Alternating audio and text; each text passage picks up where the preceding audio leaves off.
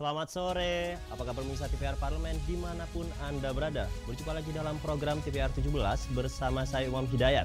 Dan pemirsa, tepat pukul 17 waktu Indonesia Barat kami hadirkan kepada Anda sejumlah informasi paling baru dan menarik seputar kinerja dan kegiatan DPR RI yang telah disajikan oleh redaksi TVR Parlemen.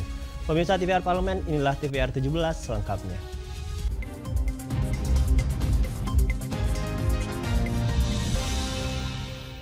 Di tengah belum adanya bukti kepemilikan tanah yang kuat, Komisi 7 DPR RI berharap adanya evaluasi terkait syarat dan prasyarat PT TCM yang sudah menjalankan pertambangan hingga hampir 18 tahun. DPR RI mempertanyakan izin pinjam pakai kawasan hutan yang diberikan pada PT Trubaindo Coal Mining atau PT TCM dan meminta Kementerian SDM segera mengevaluasi izin tersebut. Anggota Komisi 7 DPR RI Yulian Gunhar secara tegas meminta evaluasi terkait syarat dan prasyarat PT TCM yang sudah menjalankan pertambangan hingga hampir 18 tahun. Di saat belum ada titik temu dari mediasi maupun kesepakatan dengan ahli waris tanah adat yang dinilai memegang bukti-bukti kepemilikan tanah lebih kuat. Nah, ini ada bukti-bukti kepemilikannya udah, kalau menurut di sini nih. Tapi nanti dibuktikan aja. Terus tahun 40 pula ini disahkan, dilegalisir. Ujuk-ujuk barang ini keluar izin dari menteri. Ya kan? Keluar dari menteri tahun 2013 dan tahun 2023. Begitu. Terus PKP 2B-nya areanya 23.650 hektar. Ini. Yang menjadi pertanyaan kami, Pak. Ya kan? Kok PT TCM ini memiliki luas area 23.650 hektar itu dan mempunyai izin untuk produksi tanpa memenuhi kewajiban persyaratan-persyaratan. Yulian menambahkan, Komisi 7 akan mendalami kasus sengketa ini dan mendorong pembentukan panja illegal mining guna memperjelas aturan pertambangan dan tidak terjadi hal serupa ke depan. Vincent dan Kristio, TVR Parlemen melaporkan. Pemirsa, Komisi 11 DPR RI berharap seluruh calon anggota Badan Supervisi Bank Indonesia atau BSBI dapat meningkatkan pemahaman culture teknologi, risiko, dan juga pengawasan terhadap Bank Indonesia dalam menghadapi tantangan global.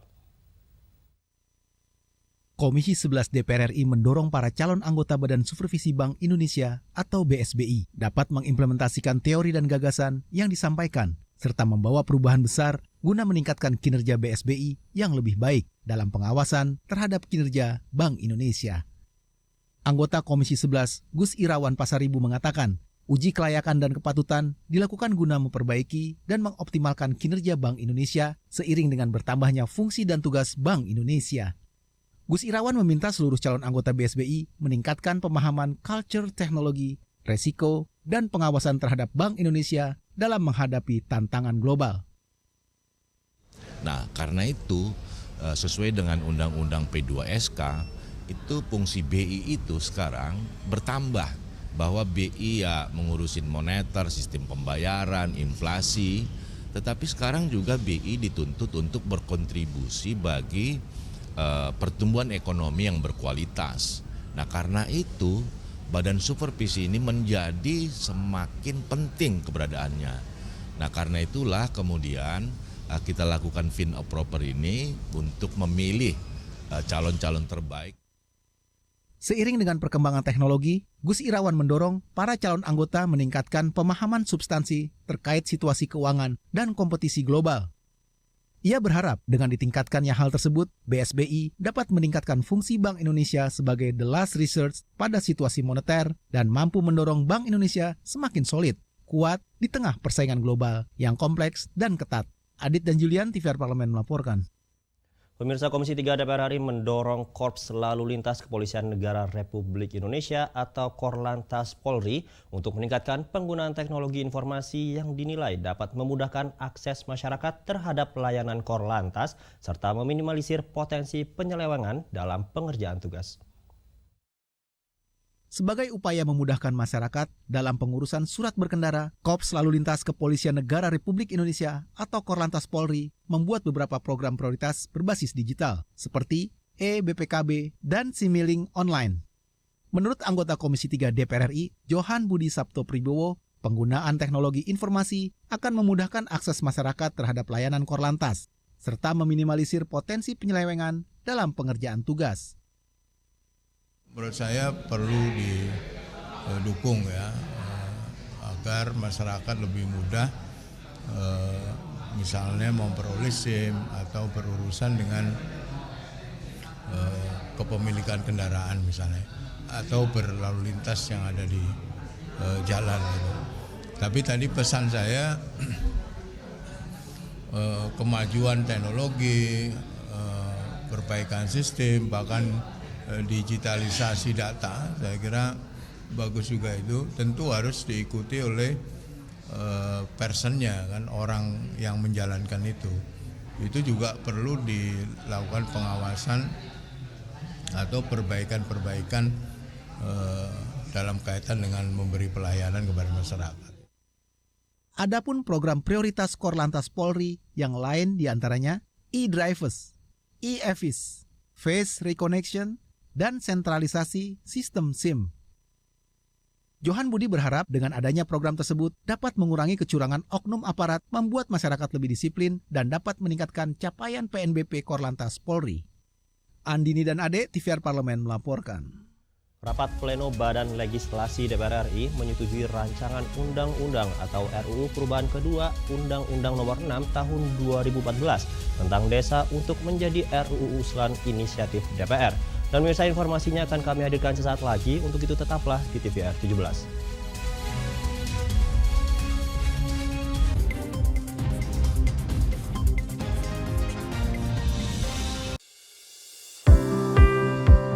Mengenal tugas dan fungsi DPR RI.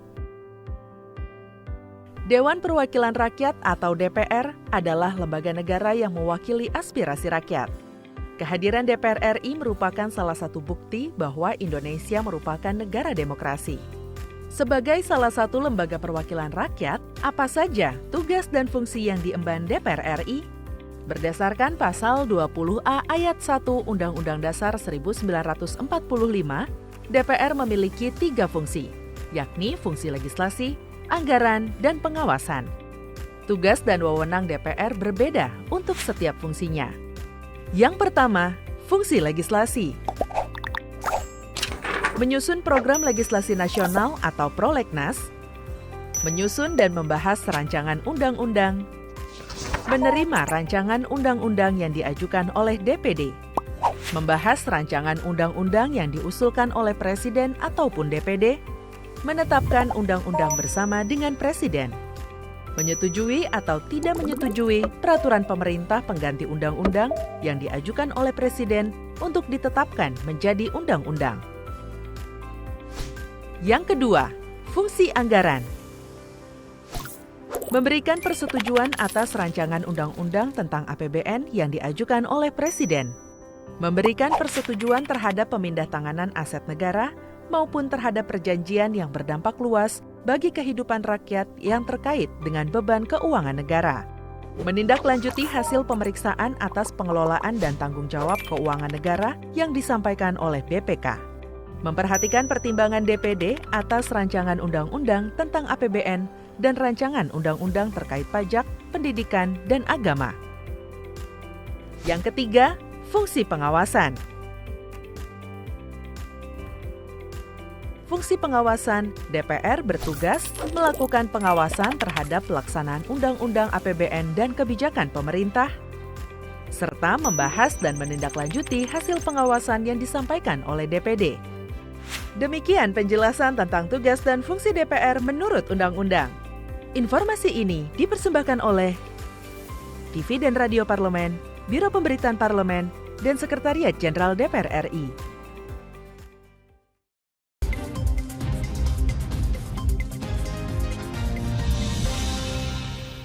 Kembali di TVR 17. Pemirsa, ada beberapa poin yang menjadi pembahasan pada revisi rancangan undang-undang tersebut. Salah satunya terkait masa jabatan kepala desa dari 6 tahun menjadi 9 tahun untuk 2 periode. DPR RI menilai penambahan jabatan dibutuhkan untuk memberi waktu konsolidasi kepada para kepala desa. Mengingat pemilihan kepala desa umumnya berdampak pada konflik sosial berkepanjangan. Sehingga masa jabatan 6 tahun dinilai tidak cukup bagi kepala desa untuk menyelesaikan ketegangan serta melaksanakan program pembangunan. Dan pemirsa, selain itu DPR RI menyetujui penambahan alokasi dana desa menjadi 20% dari total transfer daerah. Kenaikan dana desa diharapkan dapat mendorong pemerataan pembangunan dan juga pertumbuhan ekonomi di tingkat desa. Dan pemirsa, untuk mengetahui informasi selengkapnya mari kita simak laporan mendalam yang telah dihimpun oleh tim redaksi TVR Parlemen dalam segmen editorial Parlemen berikut ini.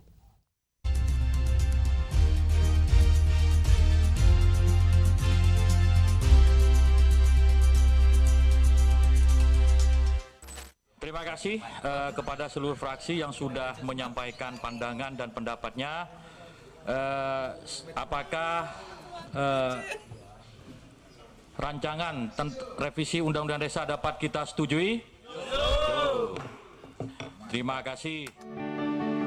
Badan Legislasi DPR RI menyetujui naskah revisi Undang-Undang Desa Nomor 16 Tahun 2014 dibawa ke rapat paripurna untuk disahkan menjadi inisiatif DPR.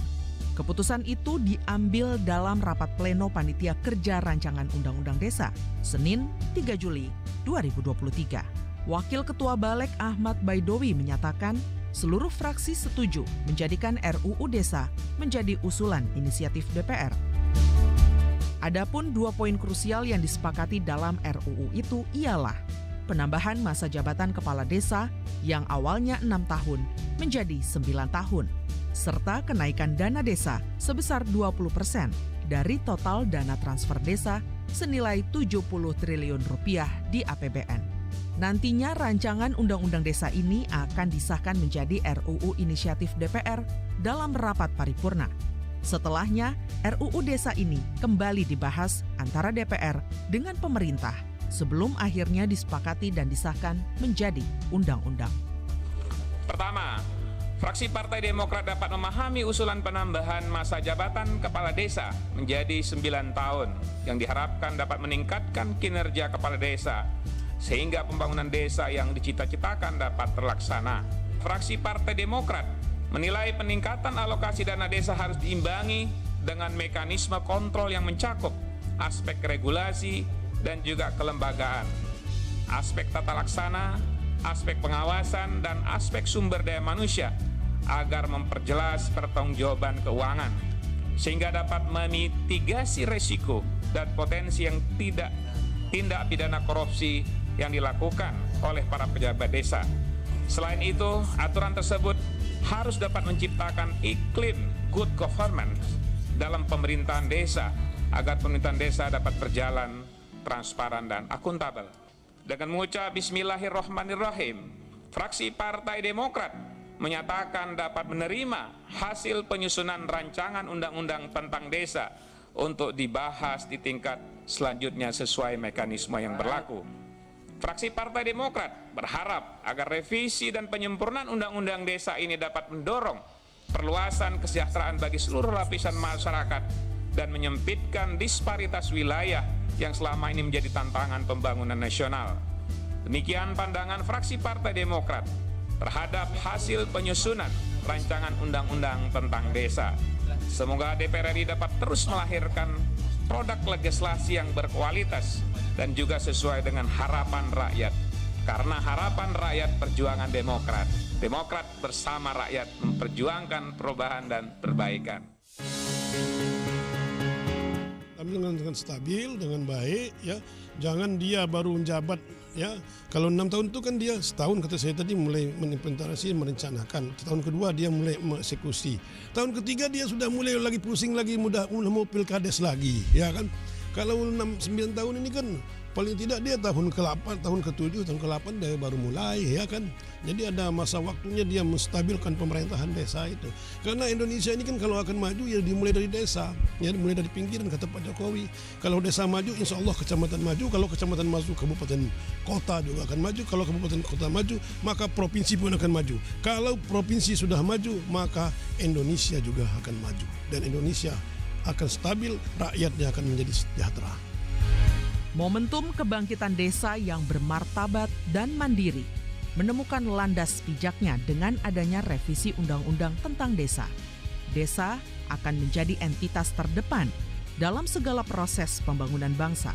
Revisi Undang-Undang Desa mengamanatkan adanya perlibatan dan penguatan desa dalam seluruh proses pembangunan.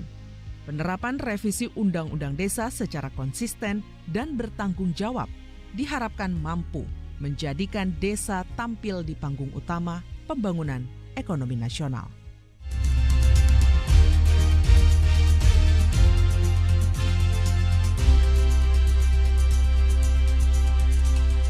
Pemirsa, Presiden Joko Widodo menyoroti alokasi anggaran yang dinilai masih belum tepat guna, salah satunya terkait anggaran stunting senilai 10 miliar rupiah.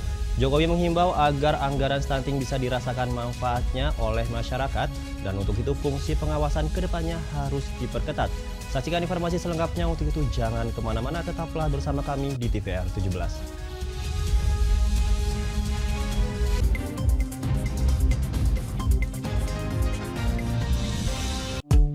DPR RI memiliki fungsi diplomasi dalam menjalankan politik luar negeri sesuai dengan pasal 116 Undang-Undang MD 3. Kontribusi aktif BKSAP DPR RI memainkan peranan penting dalam memenangkan persaingan global melalui IPU, IPA, IPPF, IPA, dan PUIK. BKSAP memiliki komitmen yang tinggi dalam krisis kemanusiaan dunia. Fungsi diplomasi dijalankan untuk mendukung upaya pemerintah dalam melaksanakan politik luar negeri.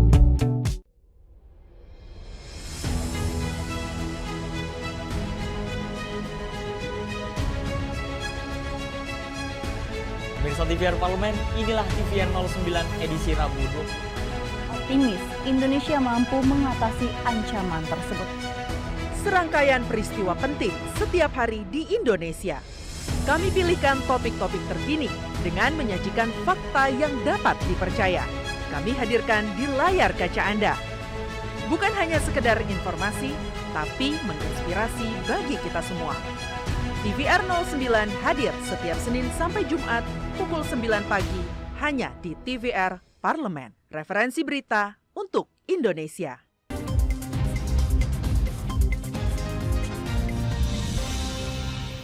Pemirsa, Anda kembali di TVR 17. Presiden Joko Widodo baru-baru ini menyoroti anggaran penanganan stunting di Indonesia. Jokowi mengungkap ada daerah yang menganggarkan penanganan stunting senilai 10 miliar rupiah, namun dari jumlah tersebut mayoritas justru digunakan untuk rapat dan perjalanan dinas. Anggota Komisi 9 DPR RI Edi Wuryanto mendorong agar anggaran stunting dapat dioptimalkan untuk penanganan stunting. Edi juga berharap pemerintah daerah perlu berfokus pada keluarga yang mengalami stunting dengan melibatkan kader kesehatan. Mari kita simak liputan selengkapnya bersama rekan kami Fitian Aunila. Pemirsa, beberapa waktu lalu Presiden Joko Widodo menyoroti penggunaan anggaran negara dan daerah yang tidak optimal.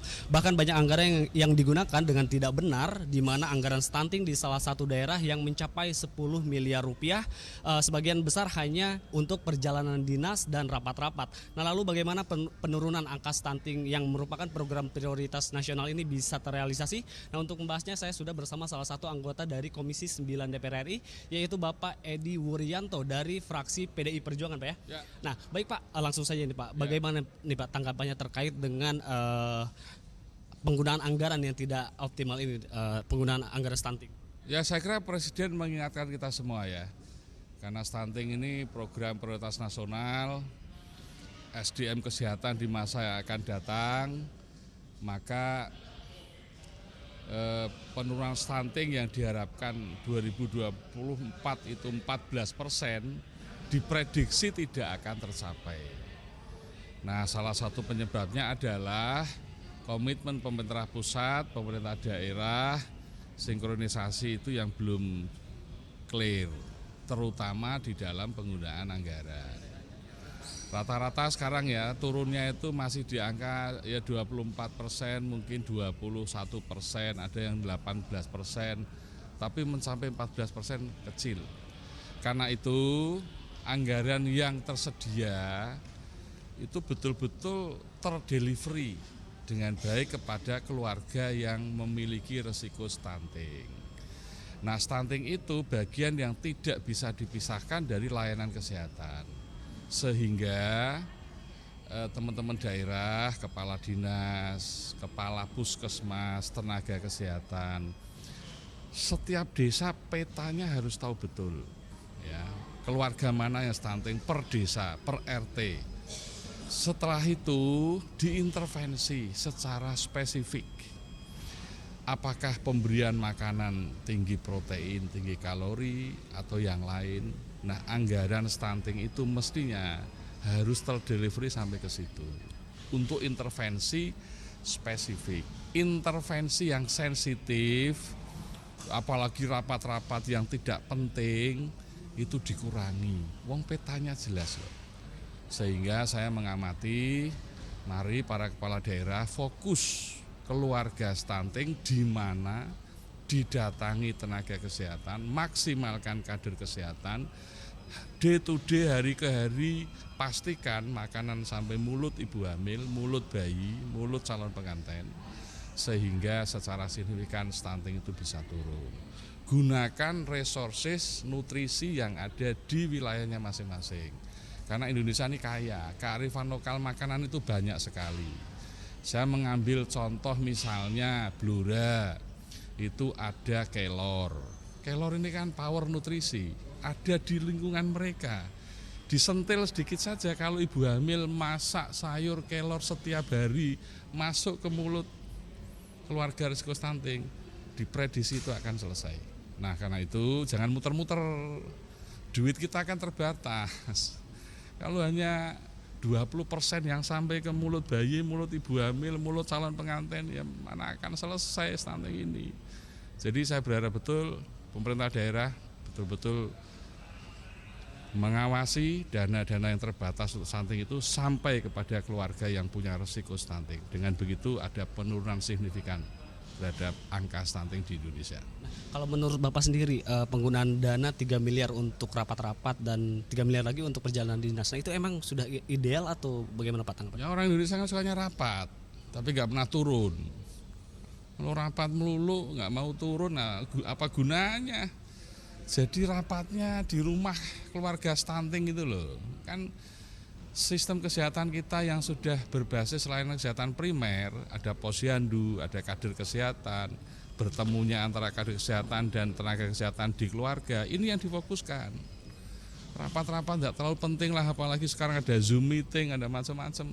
Ini yang disoroti oleh Presiden. Jadi saya setuju, Presiden harus beri warning kepada pemerintah daerah agar dana-dana itu sampai kepada bayi, ibu hamil, calon pengantin yang punya resiko tinggi stunting.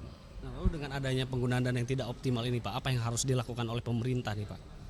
Ya tentu karena ini masih belum selesai, maka pemerintah pusat harus menjadikan stunting menjadi program prioritas nasional di tahun anggaran ini. Kemudian ada protap dari pemerintah pusat, dana stunting yang dikirim ke daerah itu untuk apa saja, dibuat rinci detail. Bupati, camat, lurah, kepala puskesmas ngawasi. Yang sensitif dikurangi, intervensi spesifik dikuati. Kader kesehatan, tenaga kesehatan didorong door to door, mendampingi setiap hari untuk memastikan setiap desa itu keluarga yang punya risiko stunting tertangani dengan baik.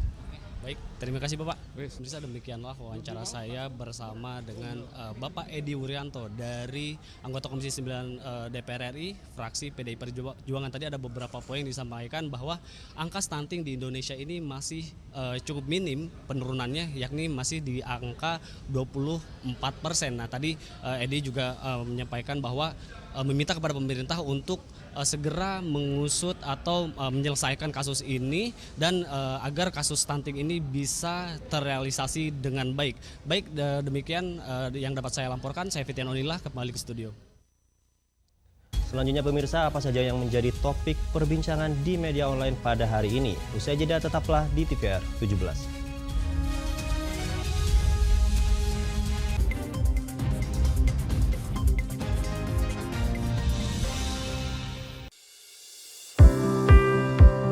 Mengenal tugas dan fungsi DPR RI. Dewan Perwakilan Rakyat atau DPR adalah lembaga negara yang mewakili aspirasi rakyat. Kehadiran DPR RI merupakan salah satu bukti bahwa Indonesia merupakan negara demokrasi.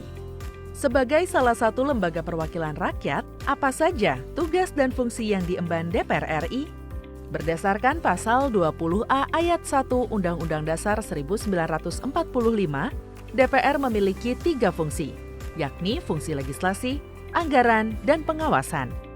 Tugas dan wewenang DPR berbeda untuk setiap fungsinya. Yang pertama, fungsi legislasi. Menyusun program legislasi nasional atau prolegnas, menyusun dan membahas rancangan undang-undang, menerima rancangan undang-undang yang diajukan oleh DPD, membahas rancangan undang-undang yang diusulkan oleh Presiden ataupun DPD, menetapkan undang-undang bersama dengan Presiden, menyetujui atau tidak menyetujui peraturan pemerintah pengganti undang-undang yang diajukan oleh Presiden untuk ditetapkan menjadi undang-undang. Yang kedua, fungsi anggaran. Memberikan persetujuan atas rancangan undang-undang tentang APBN yang diajukan oleh Presiden. Memberikan persetujuan terhadap pemindah-tanganan aset negara maupun terhadap perjanjian yang berdampak luas bagi kehidupan rakyat yang terkait dengan beban keuangan negara. Menindaklanjuti hasil pemeriksaan atas pengelolaan dan tanggung jawab keuangan negara yang disampaikan oleh BPK. Memperhatikan pertimbangan DPD atas rancangan undang-undang tentang APBN dan rancangan undang-undang terkait pajak, pendidikan, dan agama.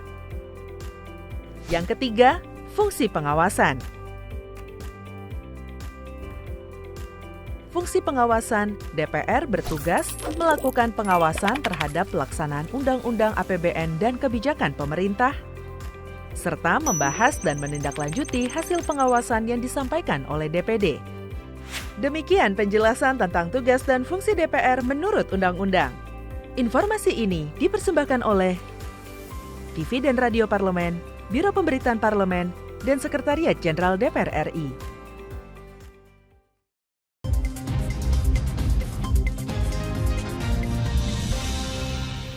Kembali di TVR 17.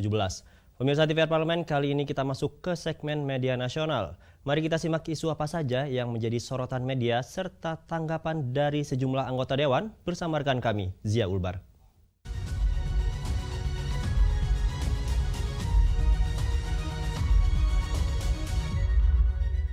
Terima kasih Umam dan pemirsa, berita pertama yang menjadi headline di media online yaitu Habibur Rahman dilantik jadi Wakil Ketua Komisi 3 DPR RI. Dapat Anda saksikan di layar Anda saat ini. Di sini Wakil Ketua DPR RI Sufmi Dasko Ahmad meresmikan pelantikan Wakil Ketua Komisi 3 DPR RI yang baru yaitu Habibur Rahman. Dasko mengungkapkan pergantian tersebut atas dasar surat dari fraksi Partai Gerindra perihal perubahan penugasan pada alat kelengkapan Dewan. Usai meresmikan pelantikan Habibur Rahman sebagai Wakil Ketua Komisi 3 DPR RI yang baru, Dasko pun mengucapkan selamat kepada Wakil Ketua Komisi 3 yang baru Habibur Rahman. Dasko kemudian menyerahkan palu sidang secara simbolik kepada Habibur Rahman. Habibur Rahman mengungkapkan kepemimpinan Desmond selama mengemban tugas sebagai Wakil Ketua Komisi 3 sangat baik. Habibur Rahman menyampaikan dirinya akan mengemban tugas dengan sebaik mungkin dengan pengalaman yang telah dipunyainya demi pengabdian pada pelayanan rakyat.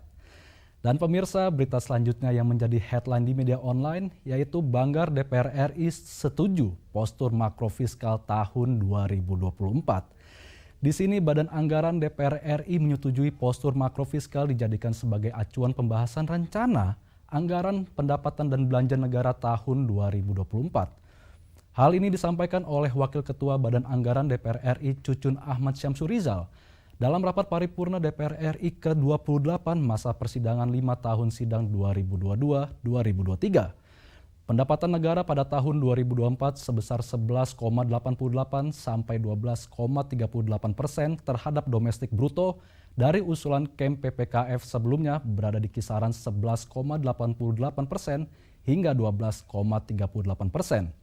Pendapatan negara untuk perpajakan disepakati 9,95 sampai 10,20%.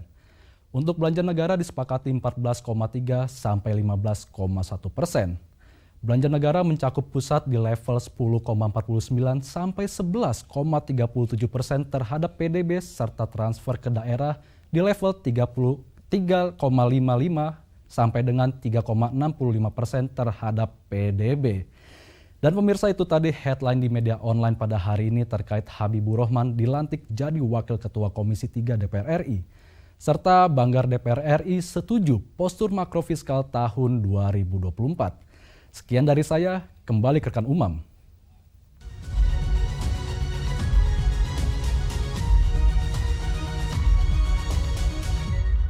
Baik, terima kasih rekan Zia yang telah menyampaikan sejumlah sorotan dari media online nasional pada hari ini. Pemirsa TVR Parlemen, segmen media online tadi sekaligus menutup program TVR 17 edisi sore hari ini. Saya Umam Hidayat beserta seluruh kru TVR Parlemen yang bertugas mengucapkan terima kasih dan undur diri dari hadapan Anda. TVR Parlemen, referensi Indonesia.